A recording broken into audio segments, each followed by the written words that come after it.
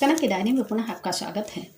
आज मैं मुंशी प्रेमचंद रचित सेवा सदन उपन्यास के 10वें भाग को प्रस्तुत कर रही हूँ। दूसरे दिन सुमन नहाने न गई। सवेरे ही से अपनी एक रेशमी साड़ी की मरम्मत करने लगी। दोपहर को सुभद्रा की एक माहरी उसे लेने आई। सुमन ने मन में सोचा था गाड़ी आवेगी। उसका जी छोटा हो गया। वही हुआ जिसका उसे भय था। वह माहरी के साथ सुभद्रा के घर गई और 2-3 घंटे तक बैठी रही। उसका वहाँ से उठने को जी न चाहता था। उसने अपने मायके का रत्ती रत्ती हाल कर सुनाया, पर सुभद्रा अपने ससुराल की ही बातें करती रही। दोनों स्त्रियों में मेल मिलाप बढ़ने लगा। सुभद्रा जब गंगा नहाने जाती तो सुमन को साथ ले लेती। सुमन को भी नित्य एक बार सुभद्रा के घर गए बिना कलना पड़ती थी। जैसे बालू पर तड़पती हुई मछली जलधारा में पहुंचकर किलोने करने लगती हैं, उसी प्रकार सुमन भी सुभद्रा की स्नेह रूपी जलधारा में अपनी विपत्ति को भूलकर आमोद प्रमोद में मगन हो गई। सुभद्रा कोई काम करती होती तो सुमन स्वयं उसे करने लगती। कभी कभी पंडित पद्म सिंह के लिए जलपान बना देती, कभी पान लगाकर भेज देती। इन कामों में उसे जरा भी आलस्य न होता था। उसकी दृष्टि में सुभद्रा सी सुशीला स्त्री और पद्म सिंह सरीखे सज्जन आदमी संसार में और न थे। एक बार सुभद्रा को ज्वर आने लगा। सुमन कभी उसके पास से न टलती। अपने घर एक क्षण के लिए जाती और कच्चा पक्का खाना बनाकर फिर भाग आती। पर गजाधर उसकी इन बातों से जलता था। उसे सुमन पर विश्वास न था। वह उसे सुभद्रा के यहाँ जाने से रुकता था, पर सुमन उसका कहना न मानती थी। फागुन के दिन थे। सुमन को यह चिंता हो रही थी कि होली के लिए कपड़ों का क्या प्रबंध करें। गजाधर को इधर 1 महीने से सेठ जी ने जवाब दे दिया था। उसे अब केवल 15 रुपयों का ही आधार था। वह एक तंजीब की साड़ी और रेशमी मलमल की जैकेट के लिए गजाधर से कई बार कह चुकी थी, पर गजाधर हूँ हाँ करके टाल जाता था। वह सोचती, यह पुराने कपड़े पहनकर सुभद्रा के घर होली खेलने कैसे जाऊंगी। इसी बीच में सुमन को अपने माता के स्वर्गवास का शोक समाचार मिला। सुमन को इसका उतना शोक न हुआ जितना होना चाहिए था, क्योंकि उसका हृदय अपनी माता की ओर से फट गया था। लेकिन होली के लिए नए और उत्तम वस्त्रों की चिंता से निवृत्ति हो गई। उसने सुभद्रा से कहा, बहू जी, अब मैं अनाथ हो गई। अब गहने कपड़े की तरफ ताकने को जी नहीं चाहता। बहुत बहन चुकी। इस दुख ने श्रृंगार पटार की अभिलाषा ही नहीं रहने दी। जी अधम है, शरीर से निकलता नहीं, लेकिन हृदय पर जो कुछ बीत रही है वह मैं ही जानती हूँ। अपने सहचरियों से भी उसने ऐसी ही शोकपूर्ण बातें की। सब की सब उसकी मातृशक्ति की प्रशंसा करने लगी। एक दिन वह सुभद्रा के साथ बैठी हुई रामायण पढ़ रही थी कि पद्म सिंह प्रसन्न चित्त घर में आकर बोले, आज बाजी मार ली। सुभद्रा ने उत्सुक होकर कहा, सच? पद्म सिंह, अरे क्या अब भी संदेह था? सुभद्रा, अच्छा तो लाइए मेरे रुपये दिलवाइए। वहाँ आपकी बाजी थी, यहाँ मेरी बाजी है। पद्म सिंह, हाँ हाँ तुम्हारे रुपये मिलेंगे, जरा सब्र करो। मित्र लोग आग्रह कर रहे हैं कि धूमधाम से आनंदोत्सव किया जाए।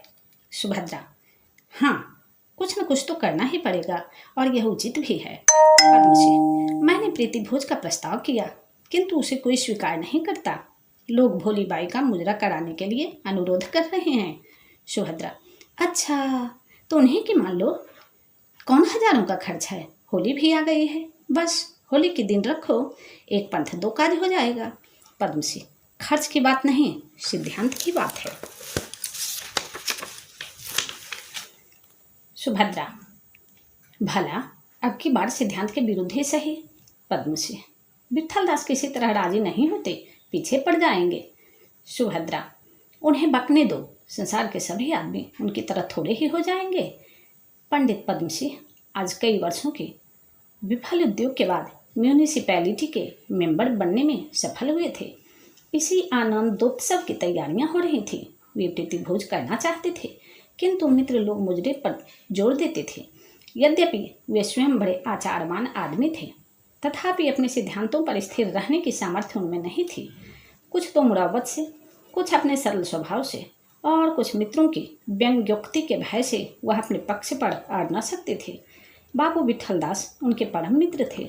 वे वेश्याओं के नाच गाने के कट्टर शत्रु थे। इस कुप्रथा को मिटाने के लिए उन्होंने एक सुधारक संस्था स्थापित की थी। पंडित पद्म सिंह उनके इन्हीं गिने अनुयायियों में थे। पंडित जी इसीलिए विट्ठल दास से डरते थे, लेकिन सुभद्रा के बढ़ावा देने से उनका संकोच दूर हो गया। वह अपने वेश्या भक्त मित्रों से सहमत हो गए। भोली बाई का मुजरा होगा, यह बात निश्चित हो गई। इसके 4 दिन पीछे होली आई। उसी रात को पद्म सिंह की बैठक ने नृत्यशाला का रूप धारण कर लिया। सुंदर रंगीन कालीनों पर मित्र वृंद बैठे हुए थे और भोलीबाई अपने समाजियों के साथ मध्य में बैठी हुई भाव बताकर मधुर स्वर में गा रही थी। कमरा बिजली की दिव्य बत्तियों से ज्योतिर्मय हो रहा था। इत्र और गुलाब के सुगंध उड़ रही थी। हास परिहास, आमोद प्रमोद का बाजार गर्म था। सुमन और सुभद्रा दोनों झरोखे में चिक की आड़ से यह जलसा देख रही थी। सुभद्रा को भोली का गाना नीरस फीका मालूम होता था। उसको आश्चर्य मालूम होता था कि लोग इतने एकाग्र चित्त होकर क्यों सुन रहे हैं। बहुत देर के बाद गीत के शब्द उसकी समझ में आए। शब्द अलंकारों में दब गए थे। सुमन अधिक रसज्ञ थी। वह गाने को समझती थी और ताल स्वर का ज्ञान रखती थी। गीत कान में आते ही उसके स्मरण पट पर अंकित हो जाते थे। भोलीबाई ने गाया, ऐसी होली में आग लगे, पिया विदेश में द्वार ठाड़ी, धीरज कैसे रहे, ऐसी होली में आग लगे। सुमन ने भी इस पद को धीरे धीरे गुनगुना कर गाया और अपनी सफलता पर मुग्ध हो गई। केवल गिटकिरी न भर सकी, लेकिन उसका सारा ध्यान गाने पर ही था। वह देखते कि सैकड़ों आंखें भोलीबाई की ओर लगी हुई हैं। उन नेत्रों में कितनी तृष्णा थी, कितनी विनम्रता, कितनी उत्सुकता। उनकी पुतलियां भोली के एक एक इशारे पर, एक एक भाव पर नाचते थे, चमकते थे। जिस पर उसकी दृष्टि पड़ जाती थी वह आनंद से गदगद हो जाता और जिससे वह हंसकर 2 एक बातें कर लेती, उसे तो मानो कुबेर का धन मिल जाता था। उस भाग्यशाली पुरुष पर सारी सभा की सम्मान दृष्टि पड़ने लगती। उस सभा में एक से एक धनवान, एक से एक विद्वान, एक से एक रूपवान सज्जन उपस्थित थे, किंतु सब के सब इस वेश्या के हाव भाव पर मिटे जाते थे। प्रत्येक मुख इच्छा और लालसा का चित्र बना हुआ था। सुमन सोचने लगी, इस स्त्री में कौन सा जादू है? सौंदर्य? हाँ, वह रूपवती है, इसमें संदेह नहीं, मगर मैं भी तो ऐसी बुरी नहीं हूँ। वह सांवली है, मैं गोरी हूँ। वह मोटी है, मैं दुबली हूँ। पंडित जी के कमरे में एक बड़ा शीशा था। सुमन इस शीशे के सामने जाकर खड़ी हो गई और उसमें अपना रूप नख से सिख तक देखा। भोलीबाई ने के अपने हृदयांकित चित्र से अपने एक एक अंग की तुलना की। तब उसने आकर सुभद्रा से कहा, बहू जी, एक बात पूछूं? बुरा ना मानना, यह इंद्र की परी क्या मुझसे बहुत सुंदर है? सुभद्रा ने उसकी ओर कौतूहल से देखा और मुस्कुराकर पूछा, यह क्यों पूछती हो? सुमन ने शर्म से सिर झुकाकर कहा, कुछ नहीं, यूं ही बतलाओ। सुभद्रा ने कहा, उसका सुख का शरीर है, इसलिए कोमल है, लेकिन रंग रूप में वह तुम्हारे बराबर नहीं। सुमन ने फिर सोचा, तो क्या उसके बनाव श्रृंगार पर, गहने कपड़े पर लोग इतने रिझे हुए हैं? मैं भी यदि वैसा बुना चुनाव करूं, वैसे गहने कपड़े पहनूं, तो मेरा रंग रूप और न निखर जाएगा, मेरा यौवन और न चमक जाएगा। लेकिन कहाँ मिलेंगे? क्या लोग उसके स्वर लालित्य पर इतने मुग्ध हो रहे हैं? उसके गले में लोच नहीं, मेरी आवाज़ उससे बहुत अच्छी है। अगर कोई महीने भर भी सिखा दे तो मैं उससे अच्छा गाने लगूं। मैं भी वक्र नेत्रों से देख सकती हूँ। मुझे भी लज्जा से आंखें नीची करके मुस्कुराना आता है। सुमन बहुत देर तक वहाँ बैठी कार्य से कारण का अनुसंधान करती रही। अंत में वह इस परिणाम पर पहुंची कि वह स्वाधीन है। मेरे पैरों में बेड़ियाँ हैं। उसकी दुकान खुली है, इसलिए ग्राहकों की भीड़ है। मेरी दुकान बंद है, इसलिए कोई खड़ा नहीं होता। वह कुत्तों के भौंकने की परवाह नहीं करती। मैं लोक निंदा से डरती हूँ। वह पर्दे के बाहर है, मैं पर्दे के अंदर हूँ। वह डालियों पर स्वच्छंदता से चहकती है, मैं उसे पकड़े हुए हूँ। इसी लज्जा ने, इसी उपहास के भय ने मुझे दूसरे की चेरी बना रखा है। आधी रात बीत चुकी थी। सभा विसर्जित हुई, लोग अपने अपने घर गए। सुमन भी अपने घर की ओर चली। चारों तरफ अंधकार छाया हुआ था। सुमन के हृदय में भी नैराश्य का कुछ ऐसा ही अंधकार था। वह घर जाती तो थी, पर बहुत धीरे धीरे, जैसे घोड़ा बम की तरफ जाता है। अभिमान जिस प्रकार नीचता से दूर भागता है, उसी प्रकार उसका हृदय उस घर से दूर भागता था। गजाधर नियमानुसार 9 बजे घर आया। किवाड़ बंद थे। चकराया कि इस समय सुमन कहाँ गई।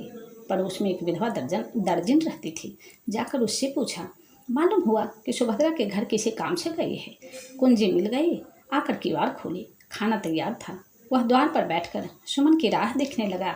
जब 10 बज गए तो उसने खाना परोसा, लेकिन क्रोध में कुछ खाया न गया। उसने सारी रसोई उठाकर बाहर फेंक दी और भीतर से किवाड़ बंद करके सो रहा। मन में यह निश्चय कर लिया कि आज कितना सिर पटके किवाड़ न खोलूंगा, देखें कहाँ जाती हैं। किंतु उसे बहुत देर तक नींद न आई।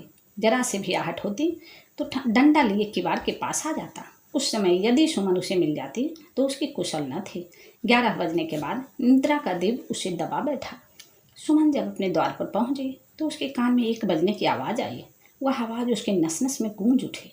वह अभी तक 10-11 के धोखे में थी। प्राण सूख गए। उसने किवाड़ के दराज में झांका। डिबरी जल रही थी। उसके धुएं से कोठरी भरी हुई थी और गजाधर हाथ में डंडा लिए चित्त पड़ा जोर से खड़ाटे ले रहा था। सुमन का हृदय कांप उठा। किवाड़ खटखटाने का साहस न हुआ। पर इस समय जाऊं कहाँ? पद्मश्री के घर का दरवाज़ा भी बंद हो गया होगा। कहार सो गए होंगे। बहुत चीखने चिल्लाने पर किवाड़ तो खुल जाएंगे। लेकिन वकील साहब अपने मन में न जाने क्या समझें। नहीं, वहाँ जाना उचित नहीं। क्यों न यहीं बैठी रहूं? 1 बज ही गया है। 3-4 घंटे में सवेरा हो जाएगा, यह सोचकर बैठ गई। किंतु यह धर का लगा हुआ था कि कोई मुझे इस तरह यहाँ बैठे देख ले तो क्या हो, समझेगा कि चोर है, घात में बैठा है। सुमन वास्तव में अपने ही घर में चोर बनी हुई थी। फागुन में रात को ठंडी हवा चलती है। सुमन की देह पर एक फटी हुई रेशमी कुर्ती थी। हवा तीर के समान उसकी हड्डियों में चुभी जाती थी। हाथ पांव कर रहे थे। उस पर नीचे की नाली से ऐसे दुर्गंध उठ रही थी कि सांस लेना कठिन था। चारों ओर तिमिर मेघ छाया हुआ था। केवल भोली बाई के कोठे पर से प्रकाश की रेखाएं अंधेरी गली की तरफ दया की स्नेह दृष्टि से ताक रही थी। सुमन ने सोचा, मैं कैसी हतभागिनी हूँ। एक वे स्त्रियाँ हैं जो आराम से तकिए लगाए सो रही हैं, लौंडियाँ पैर दबाती हैं। एक मैं हूँ कि यहाँ बैठी हुई अपने नसीब को रो रही हूँ। मैं यह सब दुख क्यों झेलती हूँ? एक झोपड़ी में टूटी खाट पर सोती हूँ, रूखी रोटियाँ खाती हूँ, नित्य घुड़कियाँ सुनती हूँ। क्यों? मर्यादा पालन के लिए ही ना। लेकिन संसार में मेरे इस मर्यादा पालन को क्या समझता है? उसकी दृष्टि में इनका क्या मूल्य है? क्या यह मुझसे छिपा हुआ है? दशहरे के मेले में, मुहर्रम के मेले में, फूल बाग में, मंदिरों में, सभी जगह तो देख रही हूँ। आज तक मैं समझती थी कि कुछ चरित्र लोग ही इन रमणियों पर ध्यान देते हैं, किंतु आज मालूम हुआ कि उनकी पहुँच सुचरित्र और सदाचारशील पुरुषों में भी कमी नहीं है। वकील साहब कितने सज्जन आदमी हैं, लेकिन आज वह भोली बाई पर कैसे लट्टू हो रहे थे। इस तरह सोचते हुए वो उठी कि किवाड़ खटखटाऊं, जो कुछ होना है हो जाए। ऐसा कौन सा सुख भोग रही हूँ जिसके लिए यह पत्ती सा हूँ? या मुझे कौन सोने के कौड़ खिला देते हैं, कौन फूलों की सेज पर सुला देते हैं। दिन भर छाती फाड़ कर काम करती हूँ, तब एक रोटी खाती हूँ, उस पर यह धौंस। लेकिन गदाधर के डंडे को देखते ही फिर छाती दहल गई। पशु बल ने मनुष्य को परास्त कर दिया। अकस्मात सुमन ने 2 सिपाहियों को कंधे पर लठ लिए आते देखा।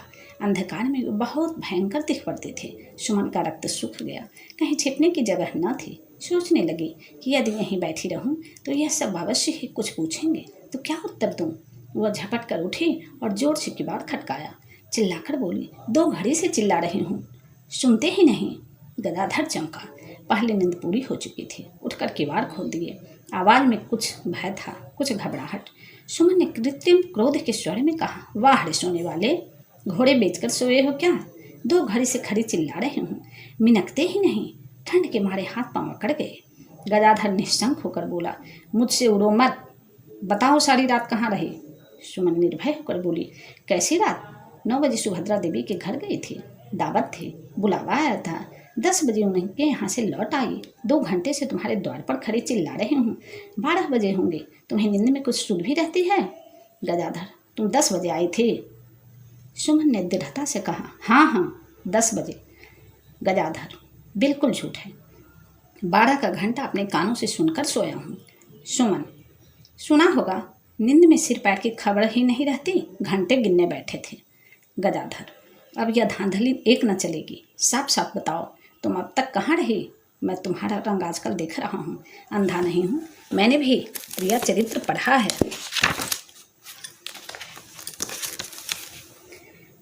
ठीक ठीक बता दो, नहीं तो आज जो कुछ होना है हो जाएगा।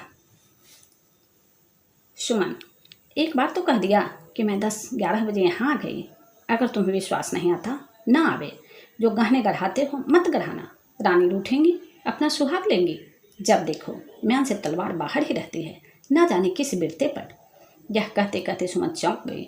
उसे ज्ञात हुआ कि मैं सीमा से बाहर हुई जाती हूँ।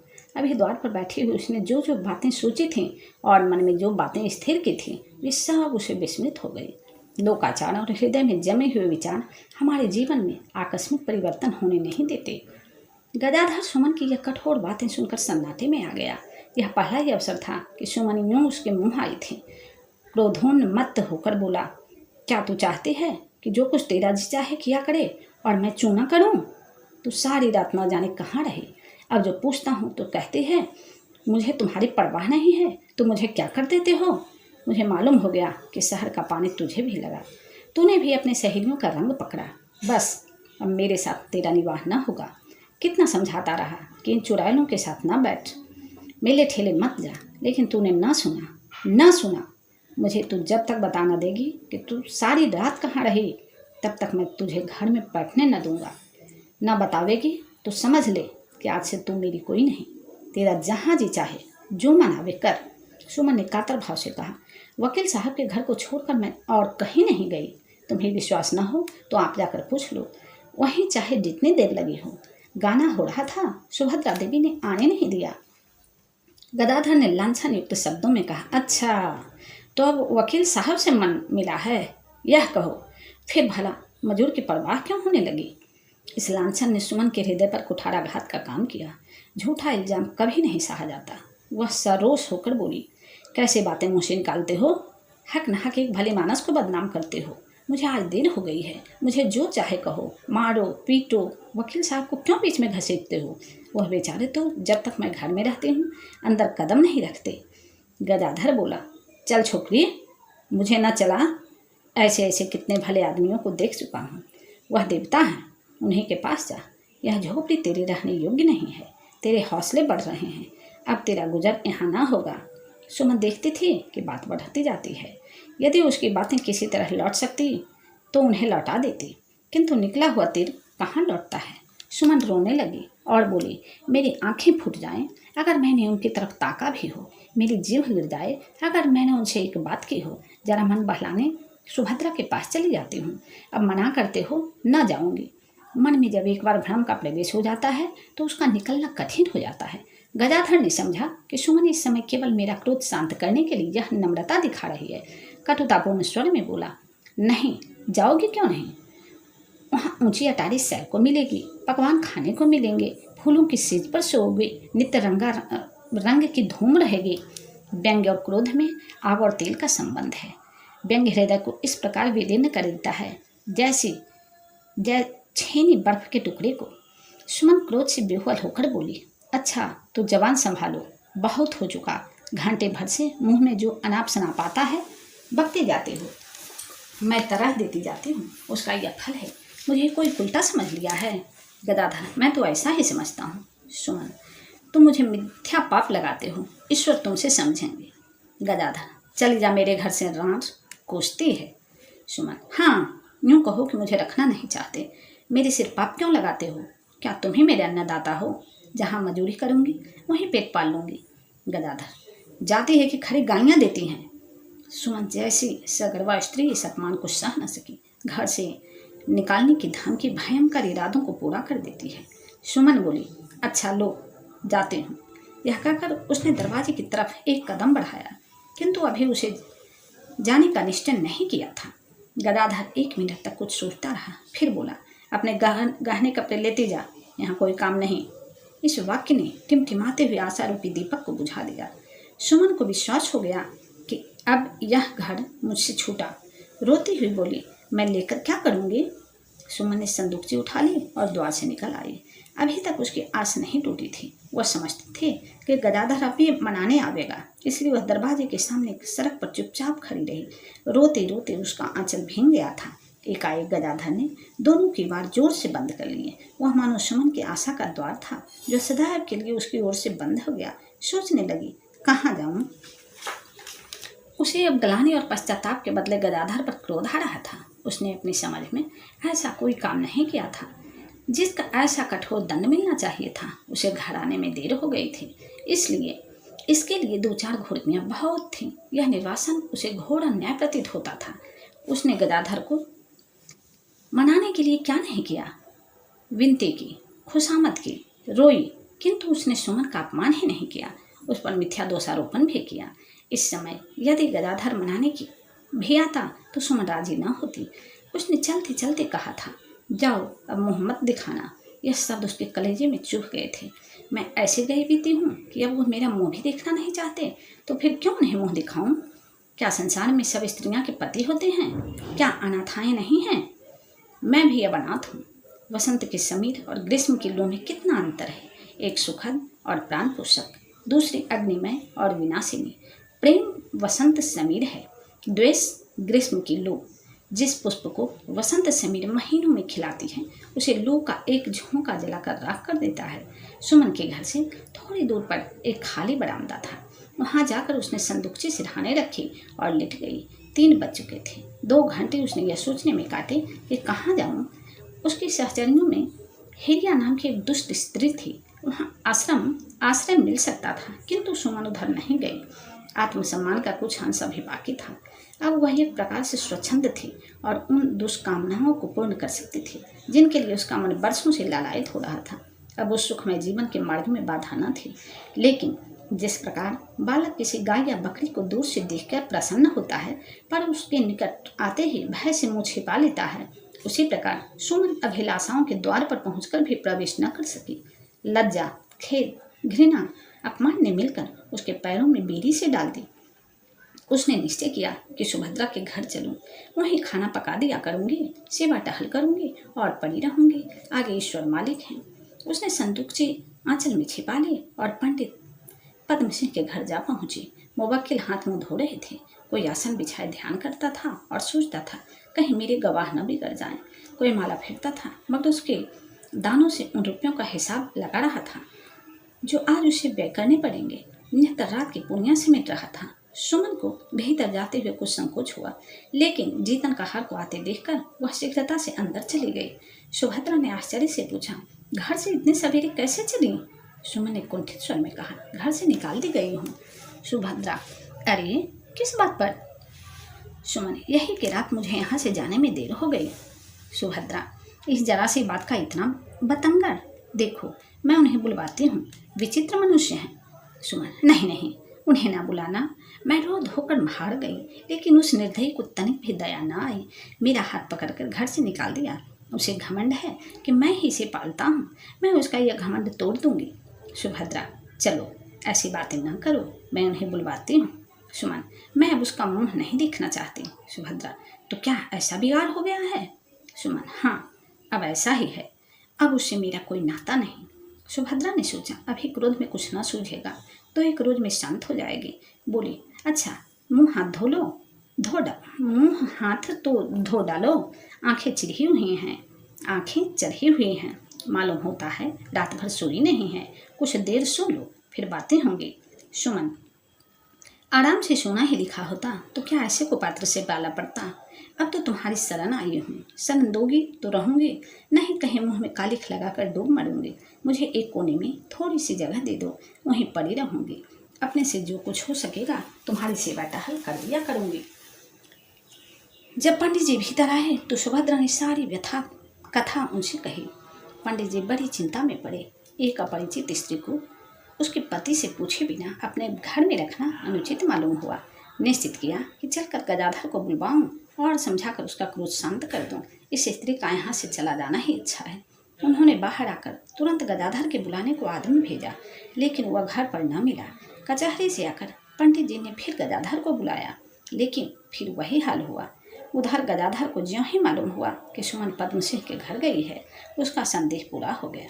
वह घूम घूम कर शर्मा जी को बदनाम करने लगा। पहले विठल दास के पास गया। उन्होंने उसकी कथा को वेद वाक्य समझा। यह देश का सेवक और सामाजिक अत्याचारों का शत्रु उदारता और अनुदारता का विलक्षण संयोग था। उसके विश्वासी हृदय में सारे जगत के प्रति सहानुभूति थी, किंतु अपने वादी के प्रति लेस मात्र भी सहानुभूति न थे। वैमनस्य में अंधविश्वास की चेष्टा होती है। जब से पद्म सिंह ने मुजरे का प्रस्ताव किया था, विठल दास को उनसे द्वेष हो गया था। वे यह समाचार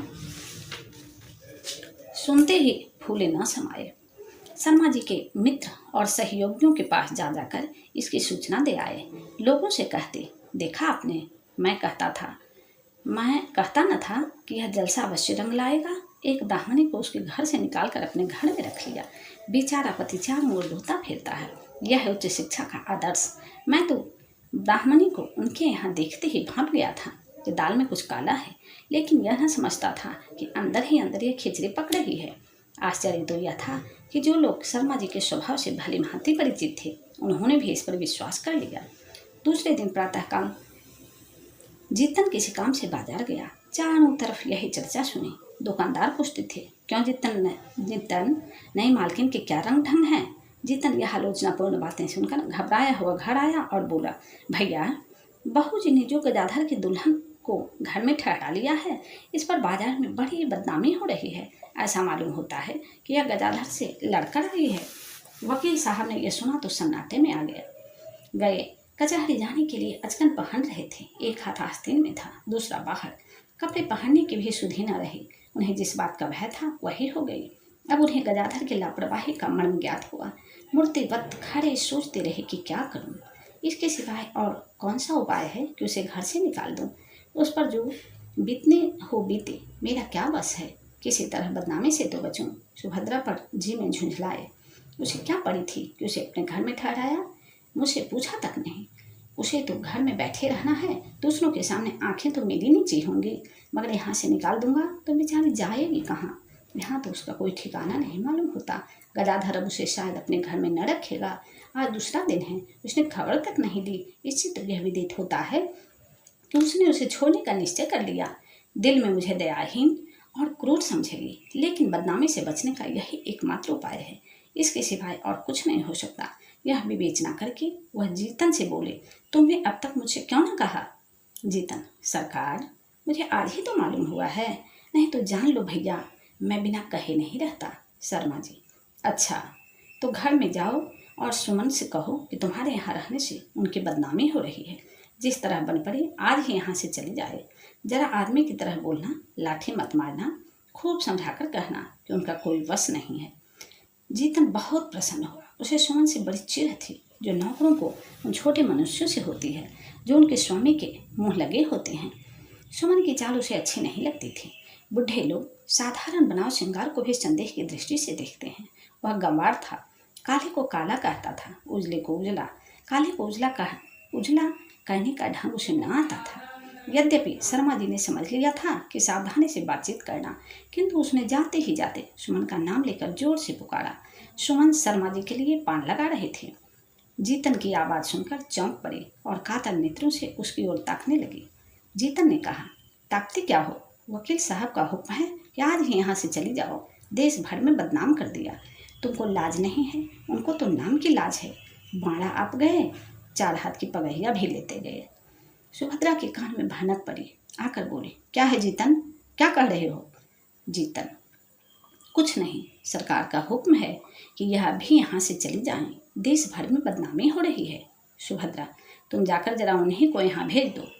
सुमन की आंखों में आंसू भरे थे। खड़ी होकर बोली, नहीं बहू जी, उन्हें क्यों बुलाती हो?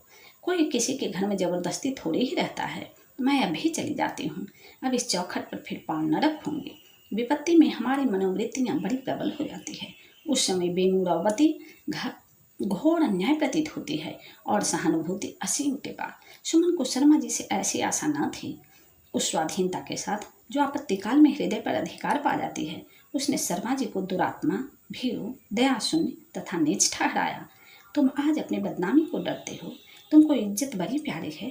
अभी कल एक वेश्या के साथ बैठे हुए फूले न समाते थे, उसके पैरों तले आंख बिछाते थे, तब इज्जत न जाती थी। आज तुम्हारी इज्जत में बट्टा लग गया है। उसने सावधानी से संदूकची उठा ली और सुभद्रा को प्रणाम करके घर से चली गई। तो अभी आप सेवा सदन उपन्यास के 10वें भाग सुन रहे थे कनक भारती के स्वर में। धन्यवाद।